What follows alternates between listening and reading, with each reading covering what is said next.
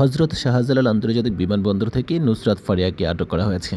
চলচ্চিত্র অভিনেত্রী নুসরাত ফারিয়াকে আটকের পর বৈষম্য বিরোধী আন্দোলন চলাকালে হত্যাচেষ্টার মামলায় গ্রেফতার দেখানো হয়েছে। রোববার সকালে থাইল্যান্ড যাওয়ার সময় রাজধানী হজরত শাহজালাল আন্তর্জাতিক বিমানবন্দরে তাকে আটক করা হয়। পরে তাকে গ্রেফতার দেখিয়ে নেওয়া হয় মিন্টো রোডের ঢাকা মহানগর গোয়েন্দা পুলিশের কার্যালয়ে। আগামীকাল সোমবার তাকে আদালতে তোলা হবে বলে জানিয়েছে ডিবি সূত্র থেকে। ঢাকা মহানগর পুলিশের গণমাধ্যম ও জনসংযোগ বিভাগের উপকমিশনার মোহাম্মদ তালিবুর রহমান রোববার বিকেলে সমকালকে বলেন, গ্রেফতার অভিনেত্রীর বিরুদ্ধে রাজধানীর বাটারা থানায় হত্যাচেষ্টার মামলা রয়েছে।